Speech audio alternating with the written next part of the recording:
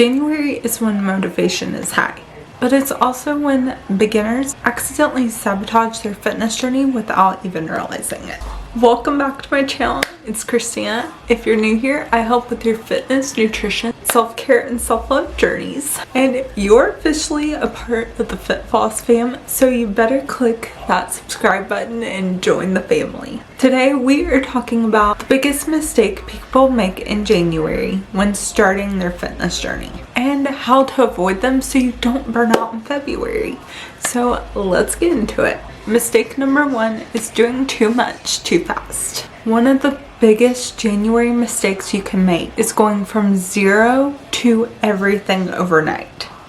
That's what a lot of people do in January when they start their fitness journey. They're so hyped, they're so ready, and they go from 0 to 100 very quickly. Which examples of that could be working out every single day and not taking a break, drastically changing your food habits, like going from eating junk food to all healthy food immediately and you cut out everything, or going from like 0 working out to extremely advanced workouts right away. This is how people end up sore, they end up burned out, discouraged, tired, or injured, especially if you're a beginner or a woman with a disability.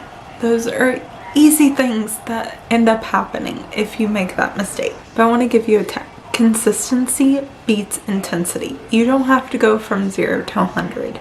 You just have to be consistent, and I promise you're going to see those results. You don't have to go from 0 to 100 to see those results. I want you to start out 2 to 4 workouts a week. And that's far more effective than going from all in to quitting altogether because you got burned out or you got injured or you got tired, whatever the case may be. Don't go from 0 to 100. Start off small and then work your way up. You can work your way up to 5 to 6 workouts a week. But start off small, because if you don't start off small in the first part of the year, whether you're just starting out or you took a break over the holidays and now you're going to go from 0 to 100, that's not going to help. That's going to leave you burned out and injured. So go gently, gradually, and I promise you will get there. You will get to the 5-6 days a week, but you got to just ease into it. You can't just go. Mistake number 2, choosing workouts that don't match your body. A lot of beginners will pick out workouts based on what looks popular. You see a TikTok, you're gonna try it. You see an IG reel, you're gonna try it. You see a YouTube video, you're gonna try it. You see the popular thing and you're gonna try it. But what if that's not actually what your body needs? And it's not gonna work for your body. Sometimes maybe you'll try a high impact workout when what you really need is a low impact workout. Or maybe you ignore your mobility limitations. Or you do a program with no modifications whatsoever and you get hurt. Your body isn't the problem. Or maybe you just can't do it and you get frustrated and quit. Your body isn't the problem. The workout is. Fitness should adapt to you. You don't have to adapt to it. It should adapt to you. Whether it's modified, seated workouts, slow tempo, or low impact workouts, those are all real workouts and they're not less than. I want you to remember that they're not less than. They are what your body needs. Everybody's body's different and sometimes our bodies all need different things. So do what your body needs. Mistake number 3 is believing that you have to be sore in order to see progress. This one needs to end right now. In January of 2026, this needs to end right now. Soreness does not equal success. And pain is not proof that you worked out. Being sore all the time means that you're overtraining. You should not be sore all the time. Yes, you're gonna get sore after a workout, but that soreness should leave. You shouldn't be sore 7 days a week, all year long, for months on end. You shouldn't be sore all the time. That's gonna lead to injury. And I want you to remember that recovery is part of the process. You have to work out. You have to rest. When you work out, you have to take rest days. You have to have those days or you will get burned out. You will get injured. You'll get hurt. So take that rest. and that'll help with soreness. So take the rest, especially if you're disabled or healing or rebuilding strength. You need that rest. Progress looks like feeling stronger and moving better and having more energy, not barely being able to walk. And yes, some days you're gonna have those days in the gym that you go hard in a workout, and you're gonna have those days where you can barely walk. But that means that you need to rest the next day. You have to take the rest. Whether you're sore or not, you need the rest or you are gonna get injured. Mistake number 4 is cutting foods and food groups right away. January diet culture convinces beginners that they need to restrict to see results. And I was in this mindset a long time ago, where skipping meals was the thing to do. Cutting carbs is the thing to do, apparently. Labeling food good or bad. This will lead to burnout. This will lead to binging cycles and quitting. I want you to fuel your body. I want you to just fuel your body. Eat what you want and fuel your body. I'm not saying go eat an entire bag of potato chips, because if you do that, you'll be sick. But I want you to listen to your mind and listen to your body, and I want you to eat what you want and not cut out food groups. I don't want you to cut out the chips, the chocolate, whatever you want. And there's healthier alternatives, which is amazing that we have all these healthier alternatives, which is great. But if you want the real thing, you can have it some, but use the healthier alternatives, but don't cut out an entire food group. That's just going to lead to a restrictive cycle where you're going to binge, or you're going to feel terrible if you eat it, and that's not enjoyable. So don't restrict. That's the biggest thing, is don't cut out food groups and don't restrict. Fuel your body. Focus on adding more protein into your diet. Hydrate.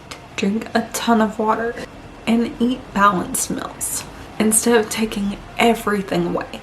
Don't take everything away. My tip is, and my mindset is, don't take anything away. Eat it all in moderation. And if you want a sweet treat at the end of the night, eat that sweet treat, because that will keep you from binging whatever it is that you are restricting. So don't restrict. Go ahead and eat whatever it is that you have a little bit of craving of sweet tooth. Go ahead and eat just a little bit of it. Put the rest away, and that'll curb your craving to where you're not binging later. That's the biggest thing, is we don't want to binge. So go ahead and eat whatever it is. Go ahead and eat it so you're not binging later. Mistake number 5 is comparing yourself to other people. I've been there. I've done it. It's a very hard habit to break. And this mistake is silent, but it is powerful. And it will take over. Comparing yourself to influencers, comparing yourself to people without disabilities, or if you don't have a disability and you're watching this, just comparing to people at the gym, or comparing yourself to past versions of yourself. Every year and every version of yourself is beautiful, and it's not gonna look all the same. And I want you to know that comparison kills confidence and motivation. You'll be like, oh, I don't look like this girl, so I'm not gonna work out. And I'll never get there, so what's the point? Your job is to be more consistent than you were yesterday. Not better than someone else, but better than you. Take one step. Get 1% better every single day. And don't compare yourself to other people. It's not worth it, because like I've said before, and it's just my motto on here really, is your journey is your journey, their journey is their journey, and it's all gonna look different. So don't compare to someone else. Mistake number 6. Expecting results in 2 to 3 weeks. That's me. I've been there, I've done it. I've done it recently, thinking that I could lose some belly fat in just a couple weeks. That's not how it works. Unfortunately, it's not. January beginners often quit because they expect instant change, and when they don't see that instant change, they want to give up, and they do. And I want you to know that your weight fluctuates. That's normal. And strength builds slowly. It's not overnight. And your confidence grows over time. So you have to give it a chance. You can't just give up overnight. You have to give it a chance. And fitness is not a 30-day fix. It's a long-term relationship with your body. It's not just this 30-day fix and you're done. I want you to use fitness as a long-term relationship, and you do it because you love it, not because you're trying to fix yourself. Do it because you love it. Do it because it makes your body feel better. Yes, there are things like you can lose weight, you can gain muscle, you can do all those things with fitness. But don't let that be the sole purpose.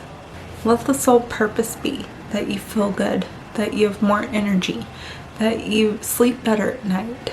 Those things that you can't physically see.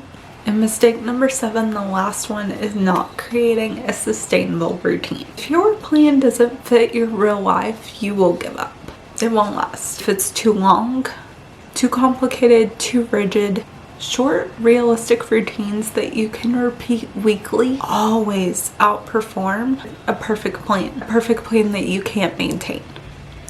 I want you to maintain a plan that is going to stick, not a plan that you are going to give up in a few days because it's overcomplicated. Don't overcomplicate. Fitness does not have to be overcomplicated. Fit it to your life. If you have time for longer workouts and more time for more fitness stuff, that's great. But if you don't, 5-10 minutes. 5-10 minutes, just get that workout in. That's all I want you to do. And make it so you can maintain it. Not something that you're going to give up in a couple weeks. If you're a beginner or restarting in January, I want you to hear this clearly. You're not behind. You are right on time and you're right where you're supposed to be. You don't need extremes. You don't need punishment.